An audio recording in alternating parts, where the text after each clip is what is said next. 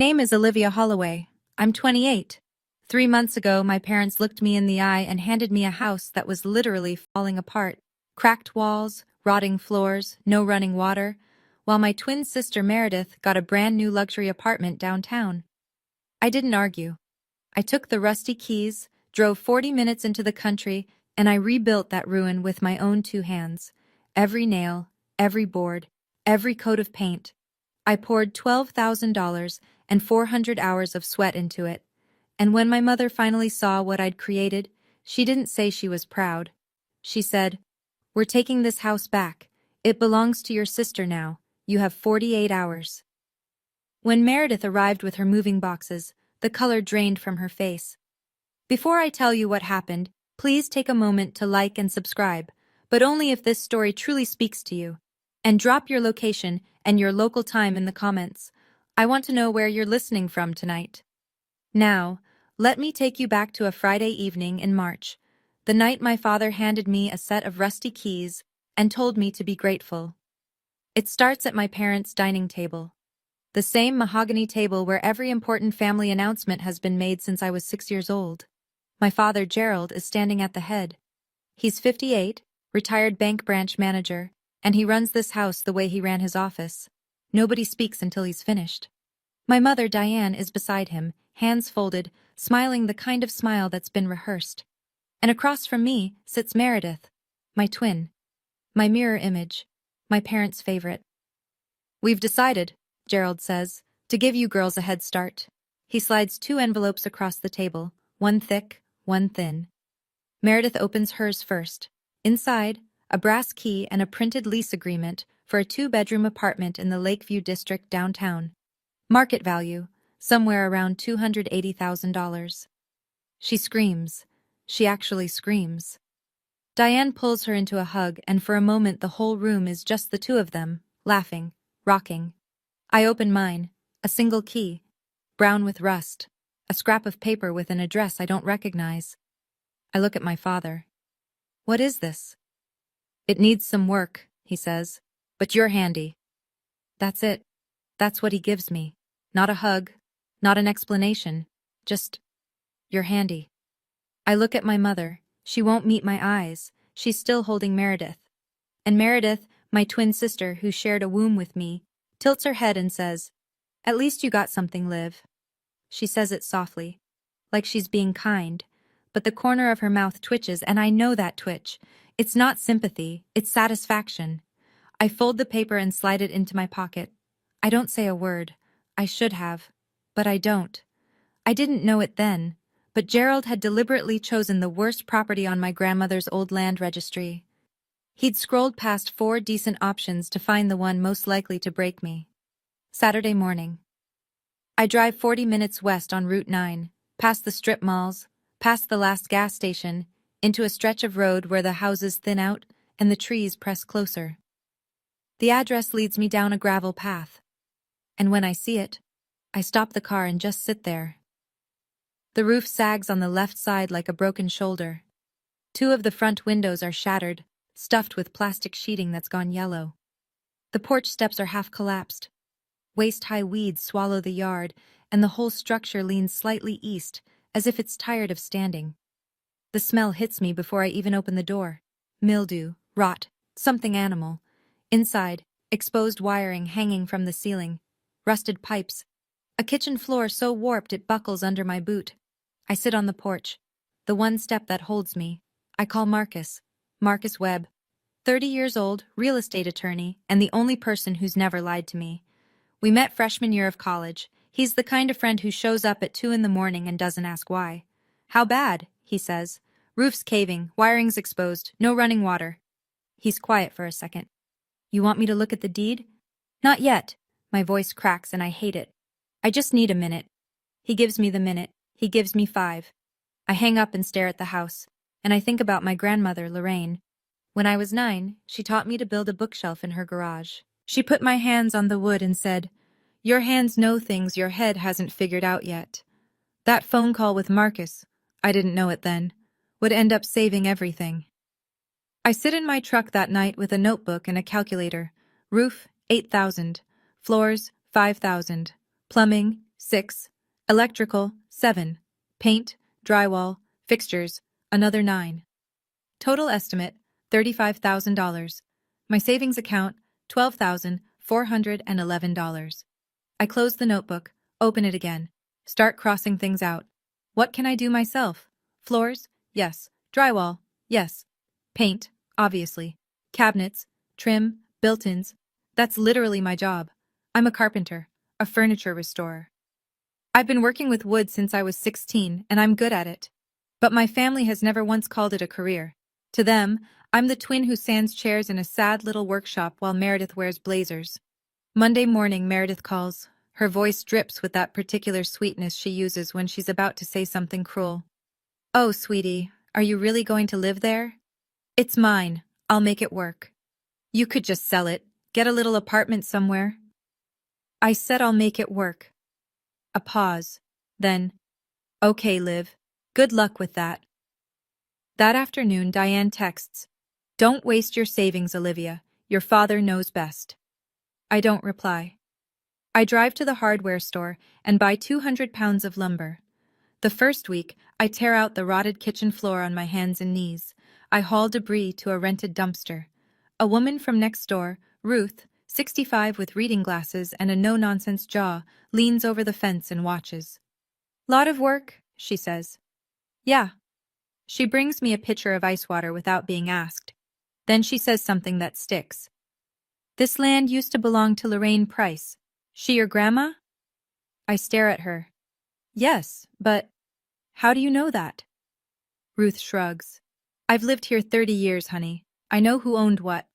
I file that away. I don't understand it yet, but I file it. 6 weeks in, my savings are gone. Not low. Gone. Every dollar I had is now embedded in the bones of this house. New subfloor, fresh drywall, a repaired roof that no longer leaks when it rains. The kitchen has cabinets I designed and built myself, white oak with dovetail joints. The living room wall that was crumbling is now smooth, painted warm white, and if you press your hand against it, it's solid. But the electrical system is a problem. The original wiring is knob and tube from the 60s. I've replaced what I can reach, but the panel needs a licensed electrician. That's $3,000 to $5,000 I don't have. So I run temporary wiring through conduit. It's safe for now. It passes a visual check, but it's not permanent. I write it down in my project notebook, underlined twice. Electrical. Priority. Get licensed electrician, ASAP. I pick up freelance work at night, custom cutting boards, a reclaimed wood dining table for a couple in the next town, $60 here, $90 there. It's not enough, but it keeps the lights on. Literally. Then Gerald shows up. No call, no text. He just appears in the doorway one Tuesday afternoon, hands in his pockets, looking around like a landlord inspecting a rental. He walks through the living room, runs his finger across the mantel I restored from the original fireplace surround, opens a cabinet door, lets it swing, doesn't say nice work, doesn't say anything for a full minute. Then, not bad. I wait for more. But don't get too attached. I feel my stomach drop. What does that mean? He looks at me. Flat. Unreadable. I said what I said. He leaves. From the window, I watch him drive away, and I notice something I wish I hadn't. The way he looked at the house wasn't pride. It was appraisal. 2 days later, I stop by Meredith's apartment to pick up a drill I lent her months ago. She says she's busy, can't come to the door. Leave it on the mat, she'll find it later. But I'm already in the hallway, and I see what's stacked outside her door. 11 Amazon packages. Not small ones. Shoeboxes, garment bags, a flat-screen TV still sealed in foam. The packages are piled so high they block the welcome mat. I knock again. "Mare, I just need the drill." "I said I'm busy, Olivia." Her voice sounds thin, stretched. I step back, and through the gap beneath her door, I can see the living room light flickering. She's watching television at 2 in the afternoon on a workday. Then I hear her phone ring inside. She picks up, and her voice drops to that specific whisper people use when they don't want the walls to hear. "Mom, I just need a little more time. The credit card company keeps calling." Pause. "No, I haven't told him. Please don't tell Dad." And then my mother's voice, tinny through the speaker. "We'll figure it out, sweetheart. Don't tell your father." I stand in that hallway for 10 seconds. Then I leave. Quietly. I don't say anything to anyone. It's not my business. That's what I tell myself. But in the truck, a memory hits me. I'm 16. I catch Meredith pulling bills from our grandmother Lorraine's purse in the kitchen. A 20. A 50. Lorraine is napping in the next room. I tell Gerald that evening. He turns on me. Not her. Me. "Stop making up stories about your sister." I learned something that night. In this family, the truth only counts when it comes from the right daughter. Now I'm starting to wonder, how much does Meredith actually owe? And what happens when Gerald finds out? 10 weeks after I started, the house is almost unrecognizable. New floors, new walls, a kitchen that looks like something out of a design magazine because I built every inch of it. I post a few photos on Instagram. Before and afters. My hands on the timber. The sunrise through the new windows. Comments pour in from friends, old classmates, strangers. "Incredible. You did this yourself?" This is goals. It feels like the first applause I've ever gotten from anyone who isn't Marcus. Then Thursday evening, no warning. Gerald's car pulls into my driveway. Diane in the passenger seat. They walk in through the front door like they still own the place. Diane drifts through the rooms. She touches the walls, opens the kitchen cabinets, runs her palm across the countertop I sanded and sealed myself. She doesn't comment. She catalogs. Gerald plants himself in the center of the living room. "Your mother and I have been talking." My chest tightens. About what? "Meredith needs this house." The room tilts. "Excuse me?" Diane from the hallway. "Her apartment. There were complications. She can't stay there anymore." I look at my father. "What kind of complications?" Gerald ignores the question. "The deed is still in my name, Olivia. This house belongs to me. You have 48 hours to move out." My hands are shaking. I press them flat against the counter. My counter. "I rebuilt this house. Every wall. Every floor. With my property," Gerald says. "On my land. My decision." Diane steps closer, voice soft, practiced. "We'll make it up to you, honey. This is what's best for the family." I stare at them both. My mother, who won't look at me. My father, who's already decided. I don't cry. I don't shout. I say 5 words. I need to make a phone call. 11 p.m. I'm sitting on the kitchen floor I installed 6 weeks ago, back against the cabinets I built, calling the one person who's never made me feel small. Marcus picks up on the first ring. What happened? I tell him everything. Gerald's visit, the 48 hours. Meredith needs this house, my land, my decision. Marcus is quiet for 3 seconds. When he speaks, his voice is flat and precise, his lawyer voice. "Is the deed in his name?" "He says it is. He never let me see the paperwork." "Did you ever receive a copy? A transfer document? Anything notarized?" "No, he said he'd handle it." That's the first problem. A pause. The second, who actually owns the land? Something clicks in my head. Ruth's voice. "This land used to belong to Lorraine Price, my grandmother, my father's mother." "Marcus, my neighbor told me this land used to belong to my grandmother." "Used to? Or still does?"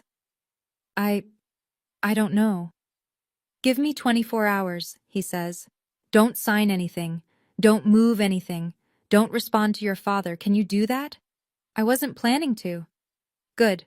And Olivia?" "Yeah? I've been waiting for you to let me help."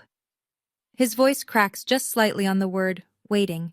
And I realize he's been watching me carry this alone for 10 weeks. He asked me about the deed the very first day. I waved him off. I told myself I didn't need a lawyer. I told myself family would work it out. I was wrong. I hang up. At 12:30 a.m., my phone buzzes. "Gerald. Clock is ticking, Olivia. Don't make this harder than it needs to be." I read the text. I don't reply. For the first time in 28 years, I choose not to make it easier for him. By 9 the next morning, my phone has 17 unread messages. Diane, please don't do this to our family. Just let Meredith have the house. We'll make it up to you somehow. Meredith, Liv, I really need this. I'm in a bad place right now. Please. Aunt Carol, my mother's younger sister, your mother is in tears. How can you be so selfish, Olivia?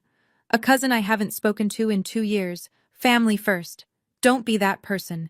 They've activated the phone tree, the entire network, mobilized in 12 hours. And the message is unanimous. Olivia is the problem. Gerald calls at 10. His voice is cold, controlled.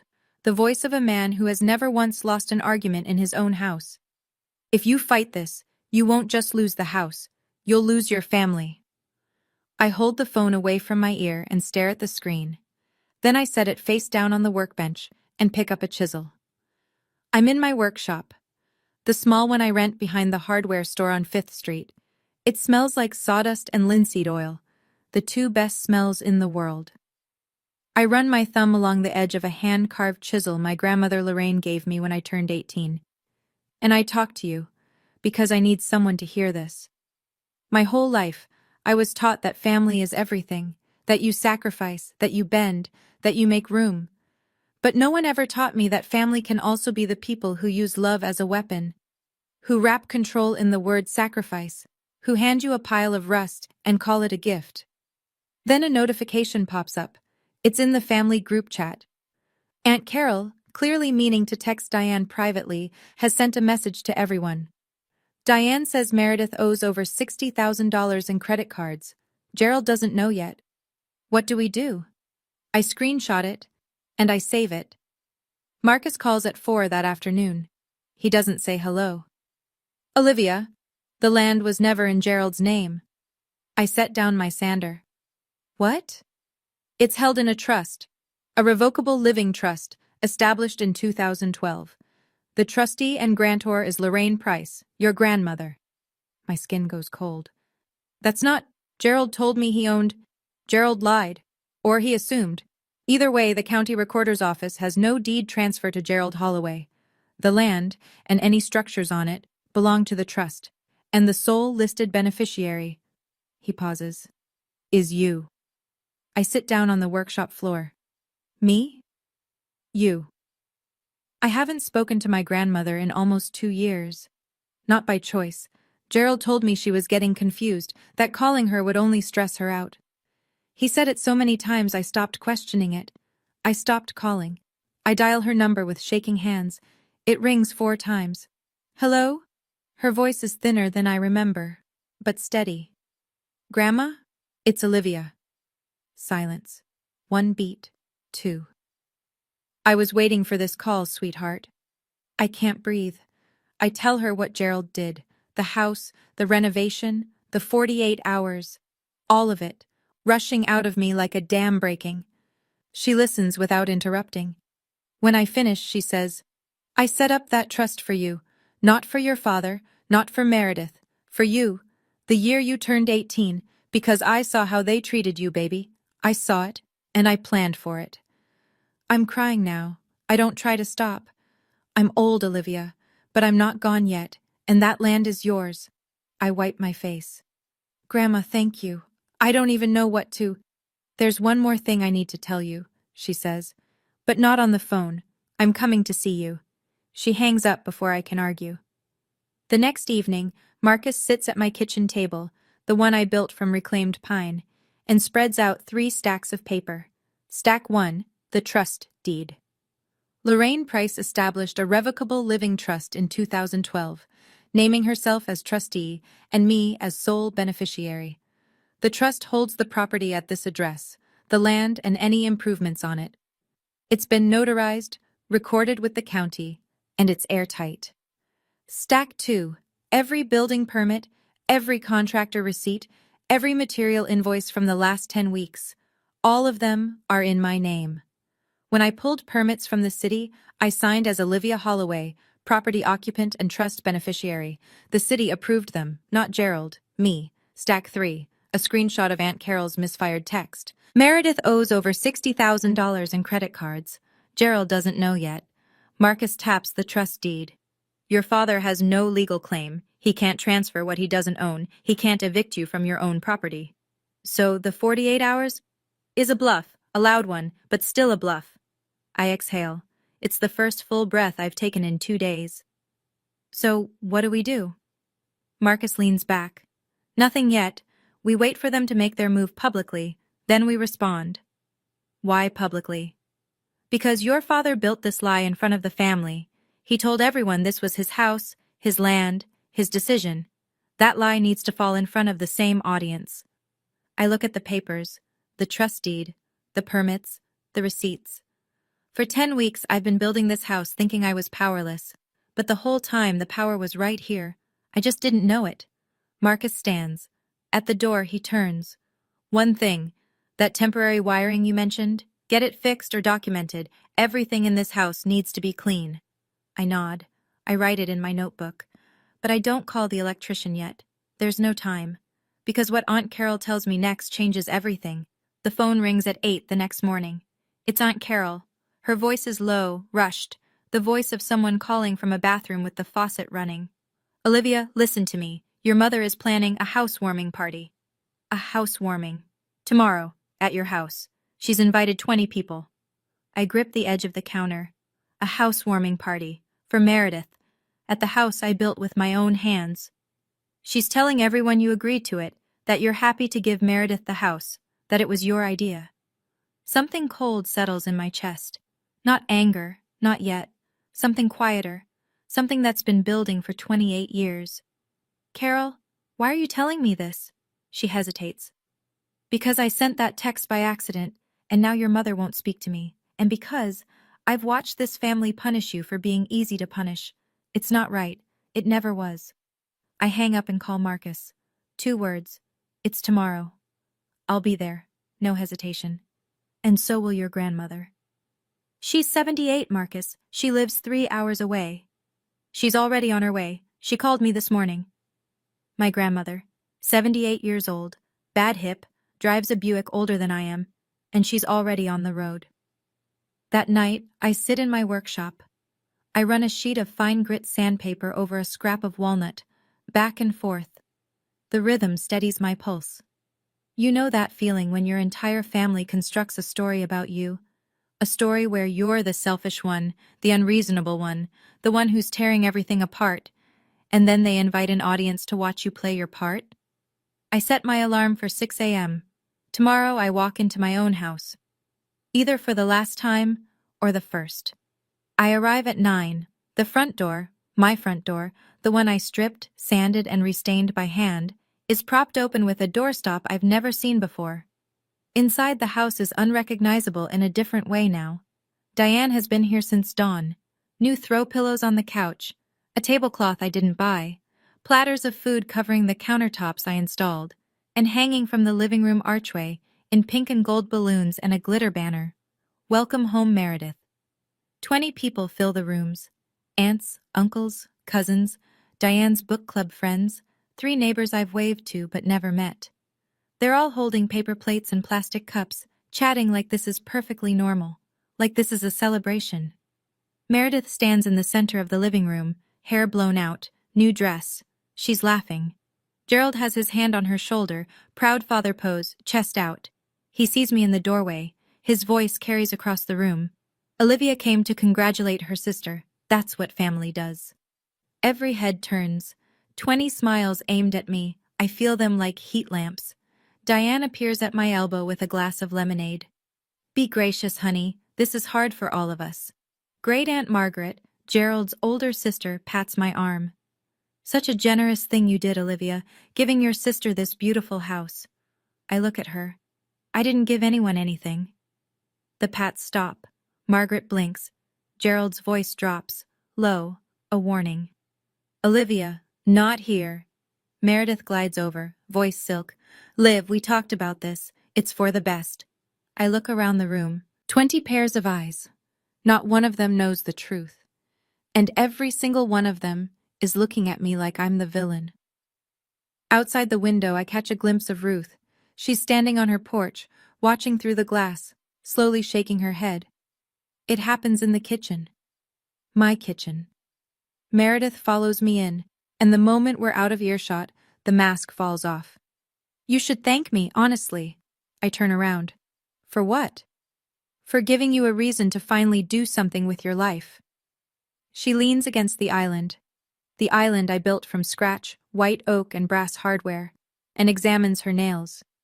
You'd still be sanding chairs in that sad little workshop if it wasn't for me. My jaw tightens.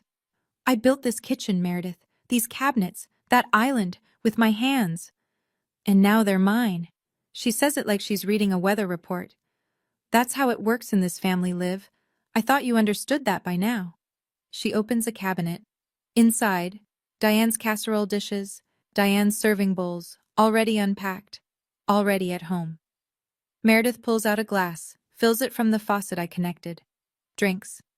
Looks at me over the rim. Dad said you can take your tools when you leave. I don't need them.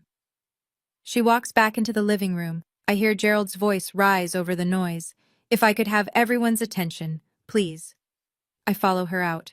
Gerald is standing by the fireplace, the surround I restored from the original 1967 woodwork, raising a glass. To family, he says, and to Meredith's beautiful new home. 20 glasses lift, 20 voices repeat it. To Meredith. I stand in the back of the room. My hands are fists at my sides. My throat is burning. But I don't say a word. Not yet. I'm listening for something. A knock at the door. A car pulling into the driveway. Any second now. I know. I know some of you are screaming at your screens right now. Trust me, I was screaming inside too. But here's the thing. If you've ever been the one your family took for granted, the one they expected to just go along with it, drop a fire in the comments. And if you want to see what happened when I finally stopped being silent, make sure you're subscribed. Because it's coming. Gerald is mid-sentence. Something about sacrifice. Something about what it means to provide for your children. When the knock comes. 3 sharp raps. Firm. Professional. Gerald frowns. Diane glances at the door. Nobody moves. I do. I cross the room and open the front door. Marcus stands on the porch, gray suit, leather briefcase. His face is calm, but I can see the edge in his posture. Coiled. Ready. He nods at me once. Behind him, moving slowly up the porch steps, gripping a carved wooden cane with both hands, is my grandmother, Lorraine Price, 78 years old, silver hair pinned back, eyes sharp enough to cut glass. Gerald's voice from behind me. Who invited you? Marcus steps inside. No one. I'm Ms. Holloway's legal counsel. She doesn't need a lawyer, Gerald says. This is a family matter. With respect, Mr. Holloway. Marcus sets his briefcase on the dining table. Property transfer is a legal matter. The room goes still. 20 people holding plates and cups, frozen mid-bite. Meredith's smile dissolves. Then Lorraine walks in. I take her arm. She pats my hand without looking at me. Her eyes are locked on Gerald. She surveys the room slowly. The balloons, the banner, the food on counters that Olivia built. She reads the glitter letters. Welcome home, Meredith. She turns to Gerald. The room holds its breath. She says one sentence. Quiet, clear. The kind of sentence that lands like a gavel. Gerald, whose land do you think this is? Gerald opens his mouth. Nothing comes out.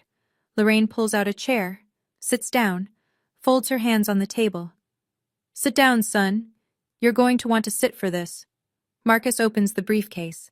The click of the latches is the loudest sound in the room. He pulls out a document, crisp, bound, notarized. He sets it on the table so everyone can see the county seal. If I may have the room's attention.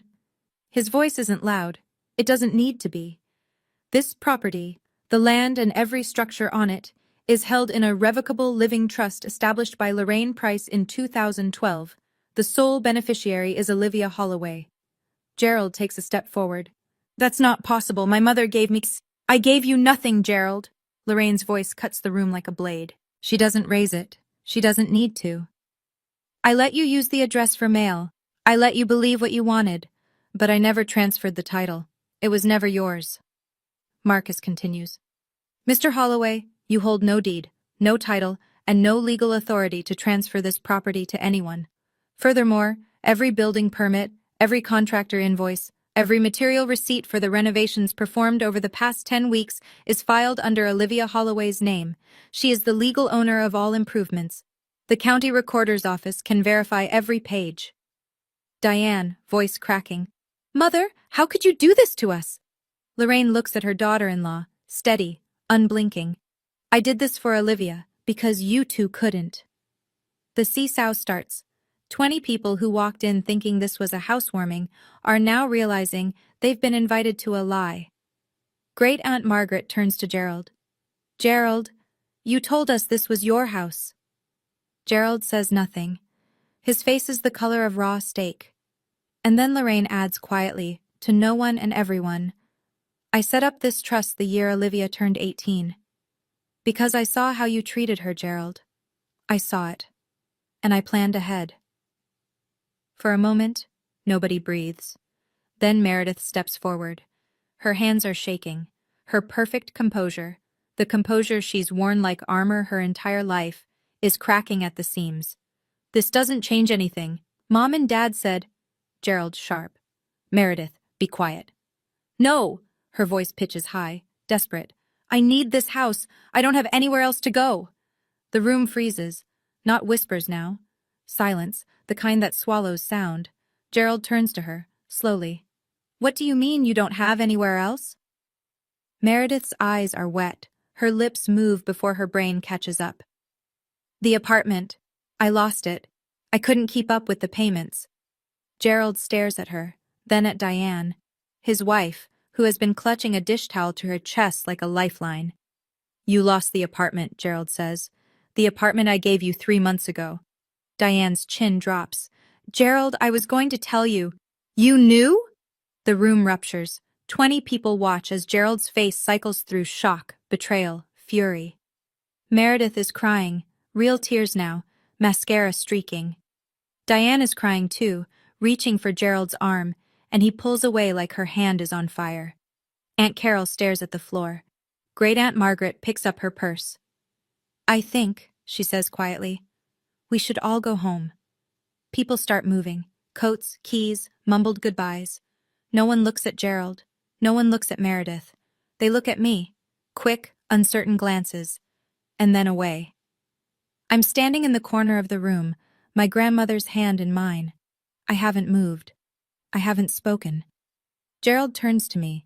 His voice is broken glass. You planned this. I meet his eyes. No, Dad, you planned this. I just showed up. The house empties.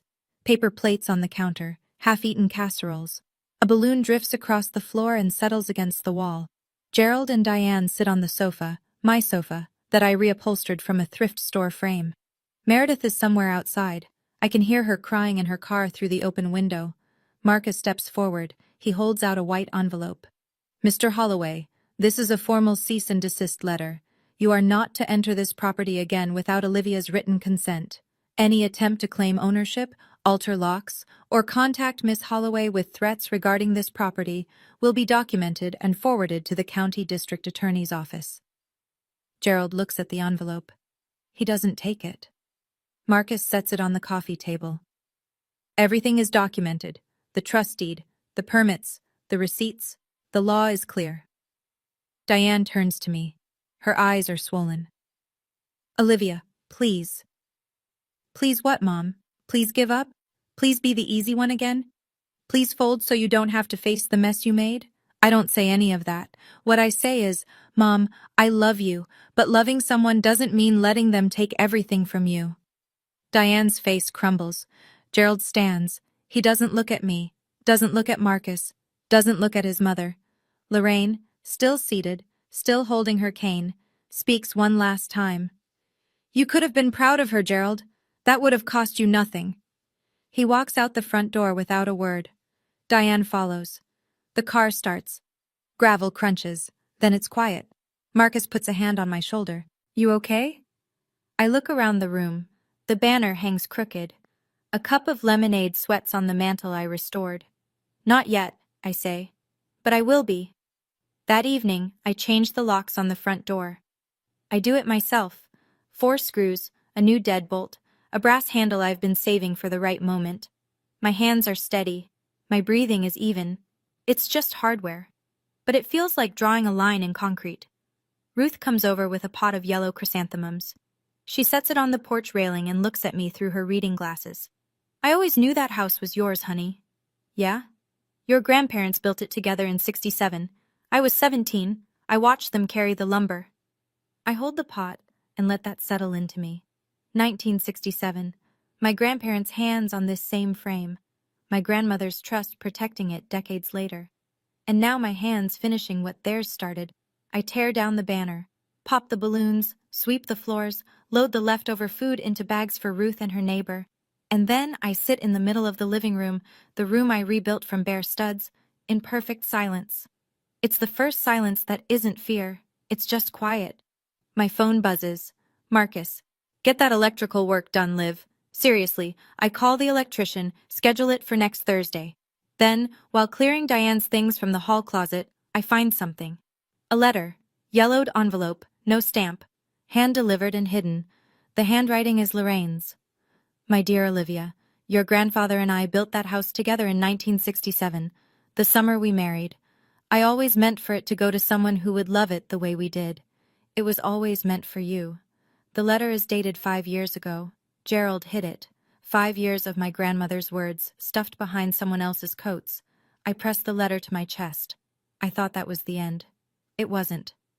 Real quick, if you've ever had to draw a line with someone you love, someone who should have protected you, comment "My House" below. I read every single one.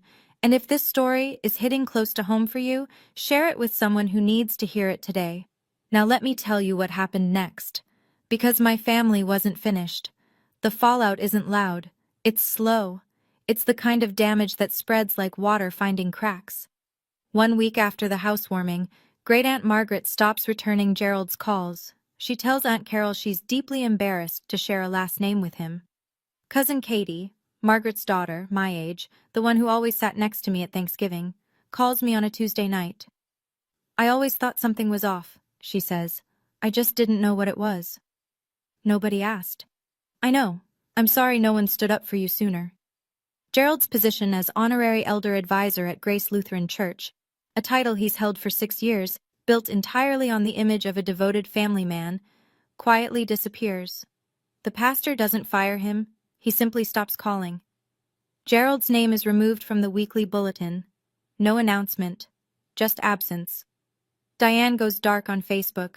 No more family photos. No more "blessed to have my girls" posts. For the first time in a decade, her profile picture is a sunset instead of a Holloway family portrait.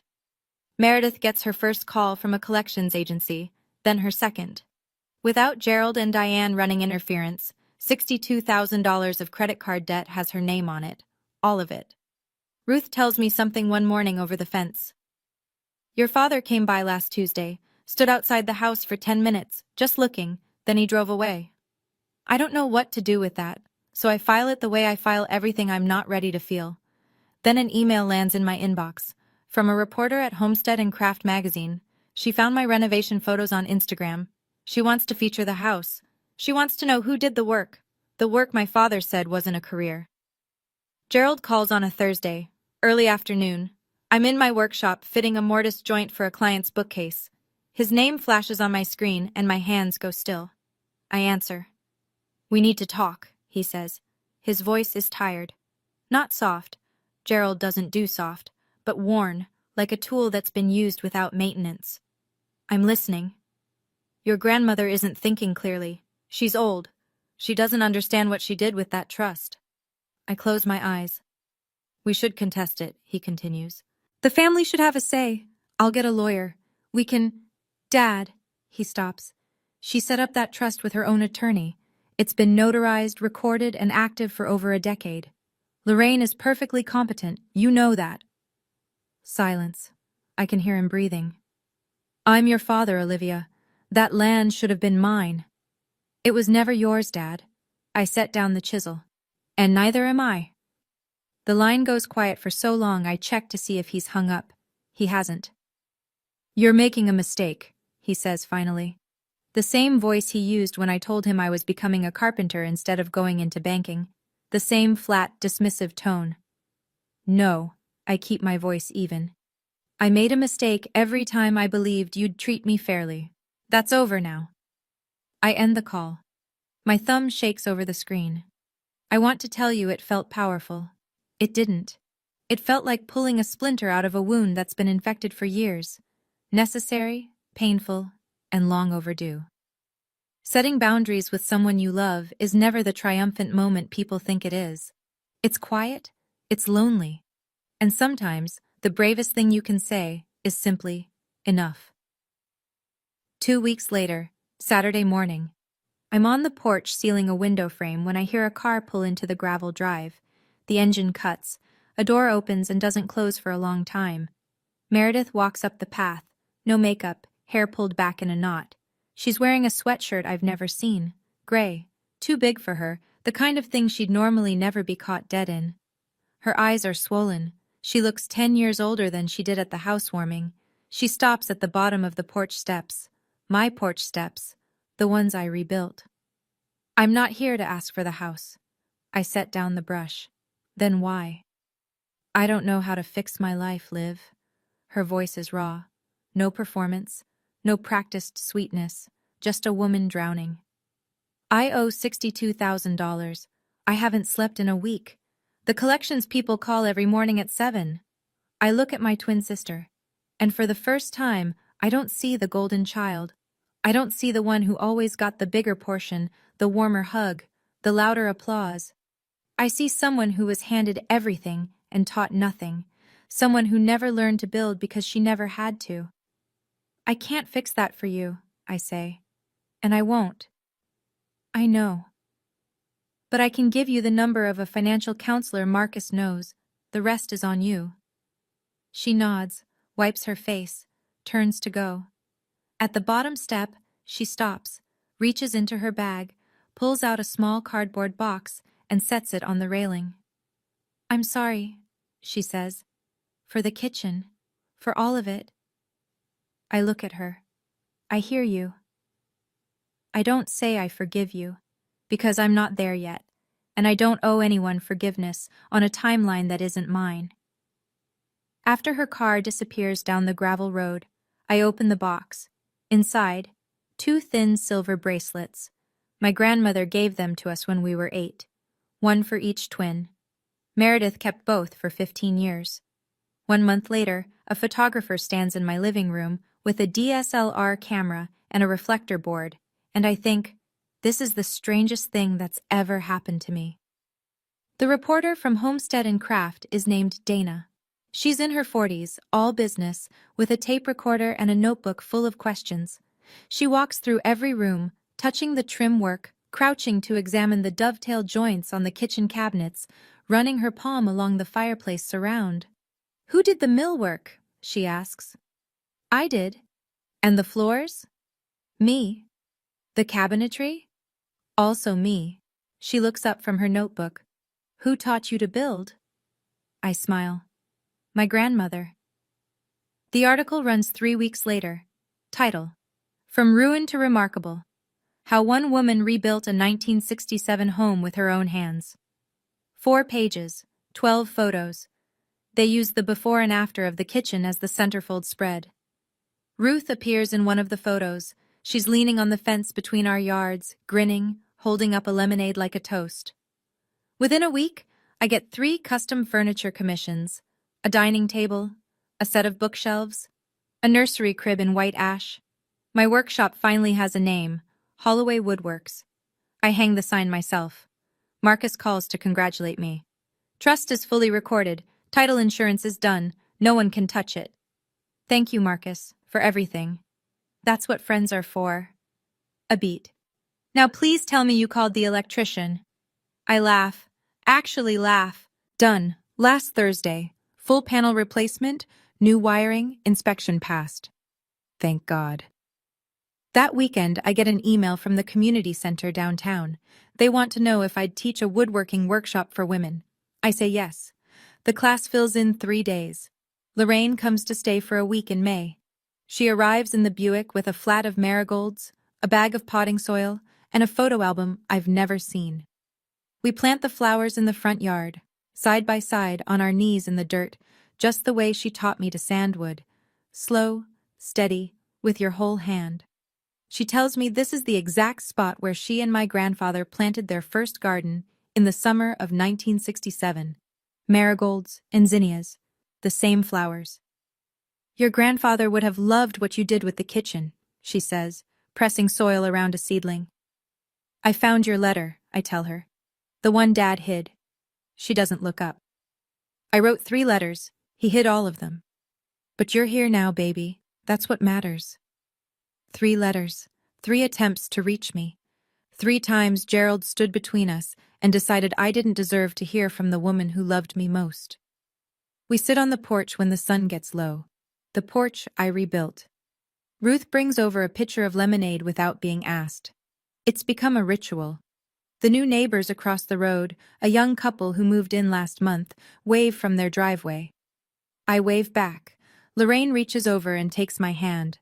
Her skin is paper thin, but her grip is iron. The best revenge isn't revenge at all, she says. It's the life you build after.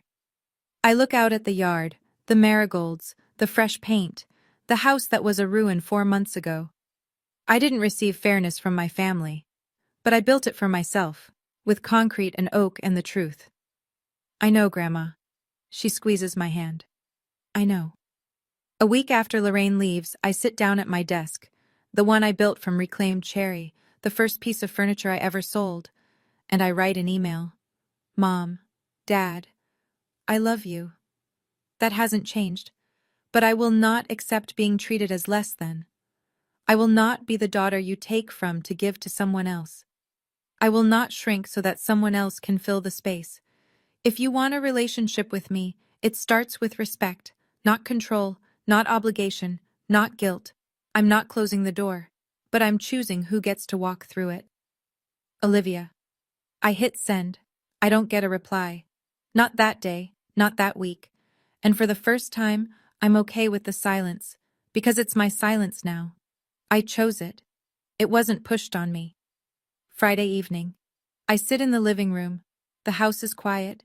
Through the window, I can see Ruth's porch light, the marigolds in the yard, the road that leads to town, where 3 clients are waiting for furniture I designed. On my workbench, inside the top drawer, sit 2 silver bracelets, the ones Meredith returned. I don't wear them. But I haven't thrown them away either. Someday maybe they'll mean something different. But not today.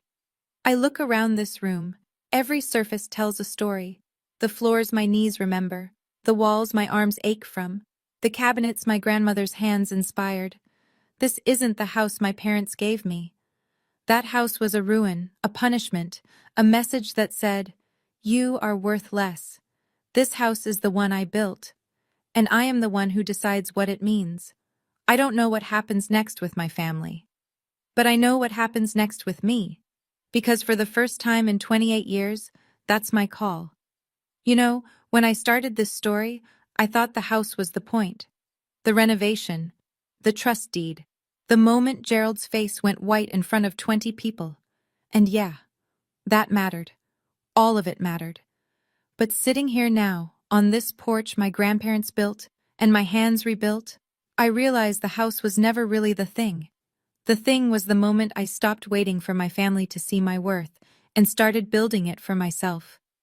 I spent 28 years being the easy one, the one who folds, the one who absorbs, and I told myself that was love, that keeping the peace was the same as being at peace. It's not. It's just silence with a nicer name. I won't tell you what to do with your family. I don't know your story. I don't know your Gerald or your Meredith or the specific way they've learned to make you feel small, but I will tell you 3 things I wish someone had told me a long time ago. Boundaries are not punishment. They're not walls you build to hurt people. They're doors. And you get to decide who walks through. Your hands know things your head hasn't figured out yet. My grandmother said that to me when I was 9, and I'm only now understanding what she meant. Sometimes you have to start building before you believe you can, and the last one, the hardest one, You do not owe anyone a version of yourself that makes their life more comfortable at the cost of your own. That's it. That's what the ruin taught me. Now I'm curious. If you had to pick one moment from this story that hit you the most, which was it? Was it the housewarming party, the trust deed reveal, or Meredith on the porch with that little box? Drop your answer in the comments. I read every single one, and honestly, your stories are braver than mine. If you want another one like this, there's a video in the description I think you'll love. Hit subscribe if this one meant something to you, and I'll see you next time.